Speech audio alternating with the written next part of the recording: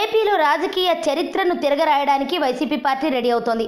అధికార పార్టీ టీడీపీపై వ్యతిరేకతతో ప్రతిపక్ష party YCP వైపు చాలా మంది యువ నాయకుడు జగన్ను సీఎం చేయాలని, వారి కలలను నిజం చేసుకోవాలని అనుకుంటున్నట్లు సమాచారం.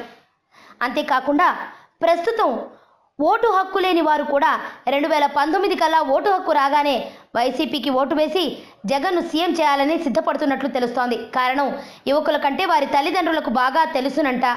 ఎందుకంటే ఉద్యోగాలు లేక ఇంటి దగ్గరే ఉన్న వారి పిల్లలను చూసి బాధపడుతున్నట్లు సమాచారం. అందుకే మీకు ఉద్యోగాలు రావాలంటే, మేము కడుపు నిండా అన్నం తినాలంటే మీరు జగన్కి ఓటు వేసి గెలిపించండి అని తల్లిదండ్రులు వారి పిల్లలకు చెబుతున్నారట. ఈ విధంగా యువత ఒకరికొకరు అనుకోని విధంగా దాదాపుగా రాయలసీమలోనే ఒక్కొక్క నియోజకవర్గం నుండి 5,000 మంది యువకులు వైసీపీలోకి చేరబోతున్నట్లు తెలుస్తోంది. ఒక్క నియోజకవర్గానికే ఇలా అయితే ఏపీలో అన్ని నియోజకవర్గాల నుంచి వైసీపీలోకి చేరే యువత ఎంతమంది అవుతారో మరి. ఇక జగన్ ఆయా జిల్లాల పర్యటనకు వెళ్ళినప్పుడు చేరే విధంగా ప్లాన్ చేస్తున్నట్లు సమాచారం.